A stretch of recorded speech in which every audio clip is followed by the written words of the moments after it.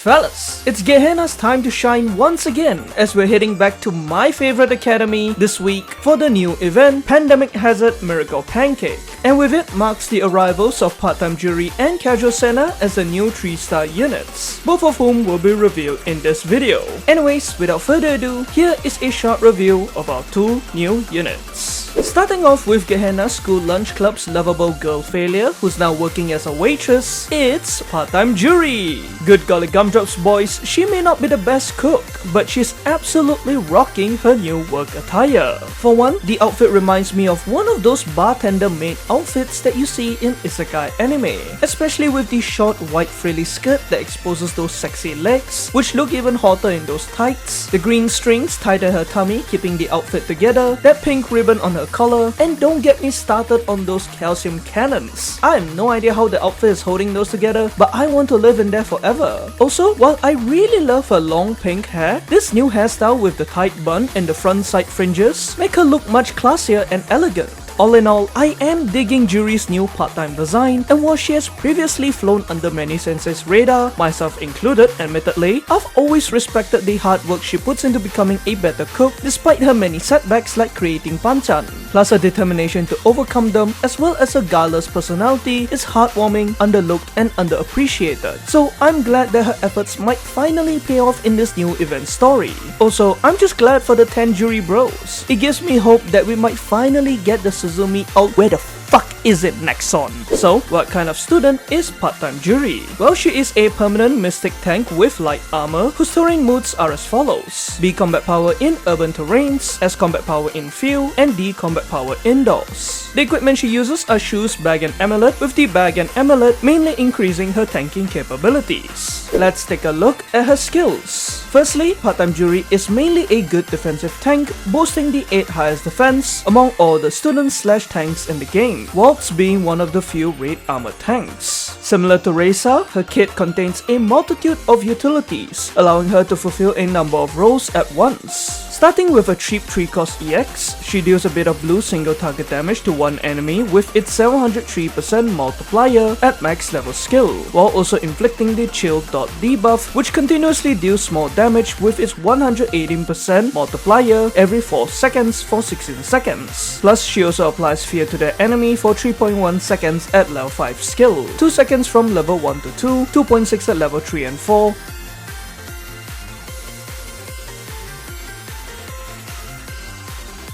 being the only other unit in the game alongside my beautiful wife Kayoko who can apply the CC, though my wife's fear is stronger and AoE. This fear CC is probably her EX's main appeal, since it allows her to be effective against enemies who are CCable. I'll go more into this in the users section later. On the other hand, her EX's damage dealing capability isn't that important cause the damage is quite small and her role isn't to dish out damage anyways. Same can be said for her chill dot damage. It isn't that potent due to its low multiplier as well as a fairly low attack, so it's pretty insignificant. Again, it's kind of a weird bonus effect the devs gave her. Next, at level 10 skill, her basic grants a 33.8% recovery boost buff to both herself and the ally with the lowest HP for a respectable 32 seconds. Though its 45-second proc time is fairly long, but there'll only be a short 13-second downtime for subsequent activations after the initial one.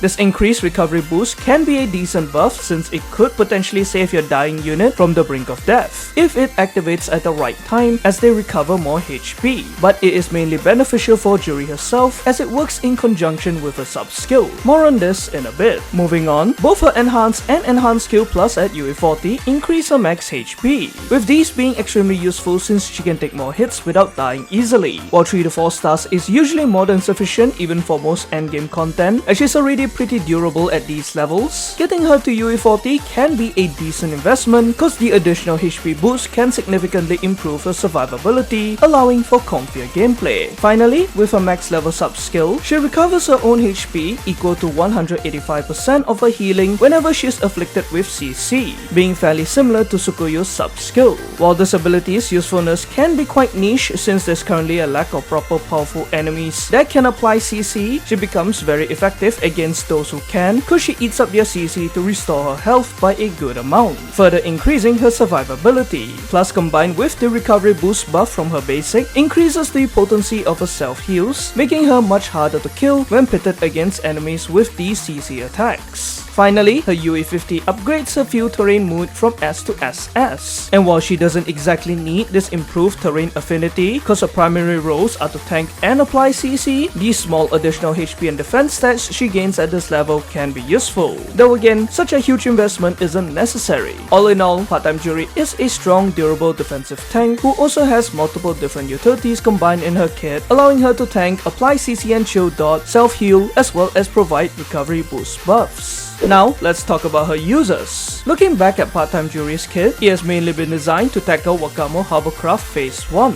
She has proven to be effective in this phase, as most of the utilities in her kit are able to counter Wakamo's mechanics. Firstly, her EX Sphere can deal with Wakamo's CC gauge mechanic, hoping to slightly fill it up with its 3.1 second duration. And while her CC isn't as potent on Insane and above, where Wakamo's gauge is bigger and requires longer CCs, Juri's is nevertheless welcome, especially since her EX is cheap and it can contribute to fulfilling Wakamo's CC thresholds. Next, part-time Juri can also tank Wakamo's flower pattern attack, i.e. the one she launches whenever her ATG gauge is full and she plants the flower stacks, by eating up the stun CC that Wakamo applies to recover her health, with this self-heal becoming stronger once she receives her basics recovery boost buff. So, while a lot of other tanks would be demolished by this hard-hitting attack, part-time Juri is one of the few who can withstand it even on the harder difficulties. Not to mention her high defense stats as a defensive tank, plus her use of raid armor which can resist her yellow attacks, very much further increase her survivability in this raid. Thus, all these have resulted in part-time Juri becoming a good tank for this phase, as she allows for comfier runs due to her increased survivability against Wakamo's flower pattern strike. Plus, she was also mostly brought into a number of Sensei's Lunatic teams for Phase 1, as this difficulty requires way more teams, especially for this raid, with her being used mainly in the Seiya, Uniform Neru, and Hifumi team. That being said, while part-time Juri is an excellent tank option for this raid, you don't need to use her to get past this phase, even on Insane to Lunatic, as both Tsukuyo and Aimi are still amazing tanks who are good enough to take on Wakamo, and part-time Juri hasn't power crept them, since you can either just rely on those two, or you would use the three of them in separate teams if you aren't able to clear phase 1 in one team. This was evident in the last JP Hovercraft, where despite being used in some Lunatic teams, it was still quite a lot of players who didn't use part-time Juri for this difficulty, instead relying on Aimi, Tsukuyo, and other tanks to do the job in her stead. Plus, on Torment, Insane, and below, where one-punning this phase was more than possible, Juri saw even less use since using Tsukuyo as the main tank was enough for these difficulties, especially due to her basics potent defense down debuff, which boosts your team's damage output. Plus, most Senseis already have Tsukuyo and Aimi, both of whom have been in the game for a long time, while presumably not as many Senseis pulled for part-time Juri. Nevertheless, you can still use her in your team for whatever difficulty if you need /1-2, as a high survivability can help with clearing phase 1 more comfortably. And if you plan on using her, 3 to 4 star Juri is normally sufficient on Torment and below. Plus, there have also been Senseis who cleared Lunatic using only 4 star Juri, though it can be hard as you will need to execute Hifumi's EX perfectly so that Wakamo focuses her flower petal attack on Peroro instead of Juri.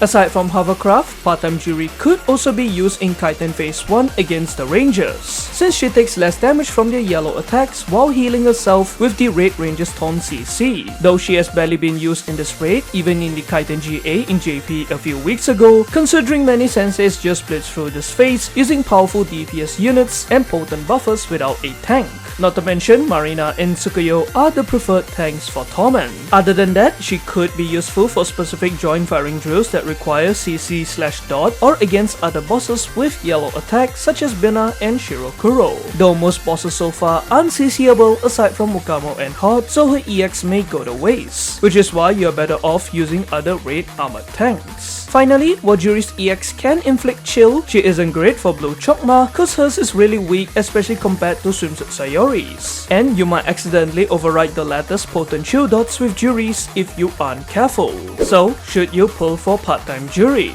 Well, in my opinion, if you want a comfortable time in Wakamo Hovercraft Phase 1, or perhaps you plan to take on Lunatic difficulty and you need an extra tank for one of your teams who can deal with Phase 1's mechanics, then sure, go ahead and pull for her. You could also get her if you generally just want an additional good tank for whatever other content, possibly for one of your teams. On the flip side, if you don't need another tank, maybe you're content with the ones you already have, or you're fine with just using Tsukuyo and Aimi for Wakamo Hovercraft on whatever difficulty, or if you're saving for other upcoming units, or if you want to pull for Casual Senna instead, whom I personally think is a more valuable pull, then go ahead and skip her. Even for beginner senseis, while she can be useful as a simple tank for early game content, you can honestly just rely on other strong 1 to 2 star tanks like Tsubaki and Yuka, both of whom are easily obtainable. Nevertheless, if you're one of the few Juri bros and she is your waifu and you want to be served a parfait in her beautiful new L2D, then go ahead and pull for her. Now, we have the president of Gehenna's Medical Emergency Club who loves dealing with corpses, patients. It's Casual Senna. I've always loved Senna cause not only am I a fan of kuderes and white hair girls, combination of these two is peak, but good golly gumdrops fellas, her casual outfit nearly sent me to the heavens cause she looks so freaking beautiful and adorable. Sundresses are one of my weaknesses.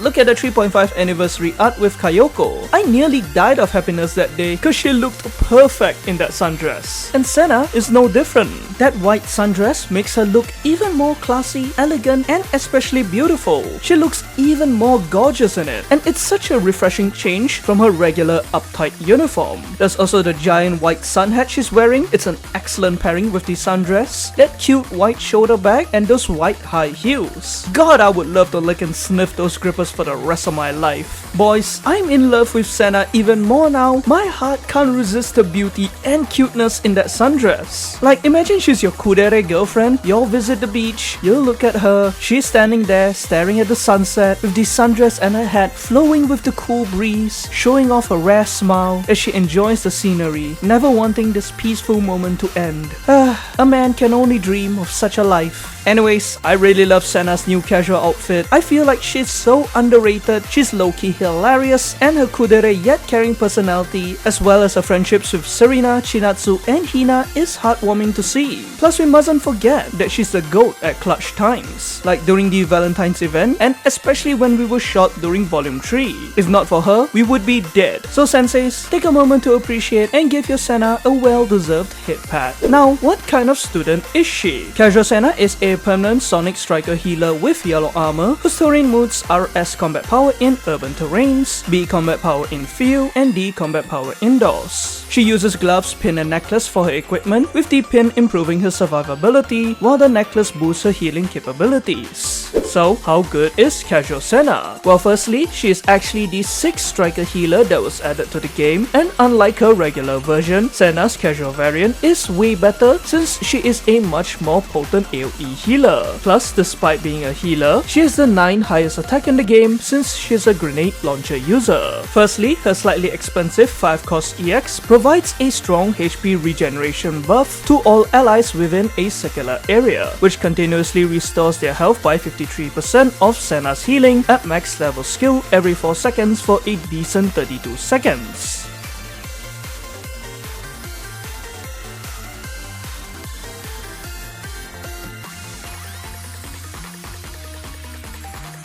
Plus, since it is a buff, your units can move around and still restore their health. They don't have to stay in a certain area in order to be healed, unlike some other AoE healers like Hanako and Onsen Shigure. As you can tell, this is Casual Senna's primary healing outlet, since her powerful healing over time can help her ally survive and withstand hard-hitting attacks. And this is due to its fairly high healing multiplier, her use of necklace which significantly boosts her healing stat, plus the healing self-buffs in her kit, even being on par with Onsen Shigure's. Also, her EX's range is pretty wide. It's bigger than a bunch of other AoE healers, plus you can freely move it around, and it's not fixed to a central position like Track Mari's. Not to mention, her HP regen buff will activate around 8 times per EX. Moving on, her basic skill increases her own healing and attack speed by 35.3% at level 10 for a decent 30 seconds. Though it has a fairly long 40-second proc time, but after the initial activation, there will only be a 10-second downtime between subsequent ones.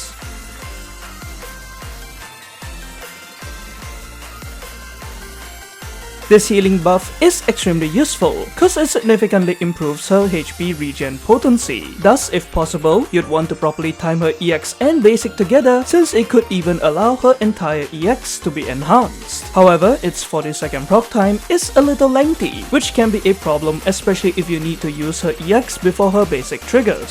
So you should probably still prioritize healing your units if they're in trouble over trying to time them together. Meanwhile, the attack speed buff can be decent since she uses a grenade launcher with 1 ammo per mag, letting her launch her AoE AA faster, but it isn't that important since her main job is to heal. Next, her enhanced skill increases her attack, which is again questionable since her damage output isn't important, but it is part of the reason she has such high attack. While her sub-skill increases her normal attack's range radius by 2 times at max level skill, 1.5 times from level 1 to 9, but decreases the damage dealt to 83.8%. This increased AoE radius can be quite useful cause her AoE normal attacks will be able to hit more enemies as her range is much wider. Also, even though her normal attack's damage doesn't really matter, you'd still want to level up this skill cause her damage is significantly reduced at the lower levels. Plus 2 times AoE radius at level 10 is another incentive anyways. Her enhanced skill plus at UE40 grants her an additional 1637 healing boost, which unlocks her true potential as a strong AoE healer, especially since her healing is boosted to around 51.6% when combined with her basic, and this is very good for harder endgame content like high difficulty raids. Lastly, at UE50, her urban combat power is upgraded from S to SS, though such a high investment isn't necessary even though you do get a bit more HP and healing stats at this level.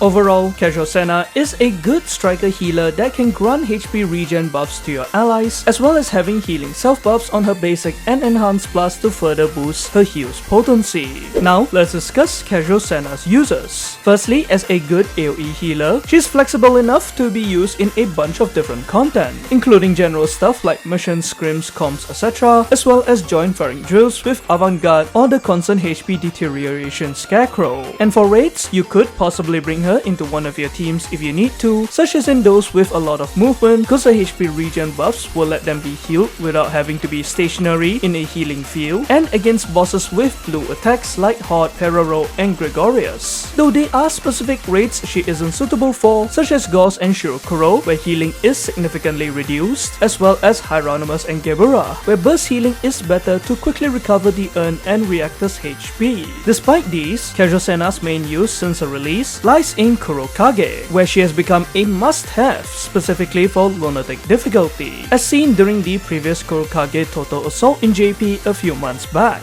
Her role in this raid is simple. Use her AoE continuous heals to help your allies survive his hard-hitting attacks on this difficulty while countering his compulsion mechanic, which is available on all difficulties. It cuts your unit's max HP as indicated by the missing grey part in your student's health bar, and once it reaches 50%, they're afflicted with confusion. So Senna's strong healing is needed in order to steadily remove this effect. Not just that, her AoE AA can help out a little with damage too, since it can hit Kurokage's main body as well as some of his fragments, particularly with the 2 times increased radius from her maxed sub-skill. Hence, these have allowed Casual Senna to be brought into almost every Sensei's Lunatic teams, even replacing Atsuko as the team's main healer, as she will be extremely important in pushing through phase 2, aka his domain, and you would reserve Senna for one of your teams for this phase, while also bringing in Onsen Shigure, Atsuko, Idomari into your other teams. Meanwhile, for the other difficulties, while relying on other healers is more than enough, especially if you're a newer player, she has still been used quite a bit, though not as much as Lunatic, but you can obviously utilize her on these lower difficulties if you need to, since this raid can be quite challenging even on Insane and below. For the harder stages, you will probably need at least UE40 Casual Senna, cause the extra healing boost will definitely be required to ensure your student's survivability. So, should Should you pull or skip casual Senna? Well, if you want to have comfier, consistent clears on Kurokage, or if you plan to tackle Lunatic difficulty for this raid where you would absolutely need her, or if you just want a powerful healer for any other content, perhaps find extra team, or if you're a newer player and you want an excellent potent healer with good healing utility, then go ahead and pull for her. However, if you're already content with your current striker healers and you don't see a need for another at this time, or maybe if you don't plan to attempt Kurokage too much and you're fine with just Insane or below while relying on your other healers, then go ahead and skip her. Also, if you're saving your paroxysms for any future waifus or upcoming meta units like New Year Fuka or Super Twins, or maybe you want to pull for part-time Juri instead for whatever reason you might have, then again, you may just skip casual Senna. But if Senna is your waifu and you've been waiting a long time for her ult and you want this amazing, gorgeous, stunning L2D featuring a sweet, cute and beautiful demon nurse, then go ahead and pull for her. And that's all for this week's review. Thanks for watching, let me know who you're pulling for if you are, good luck with your pulls, and I'll see y'all in the next one.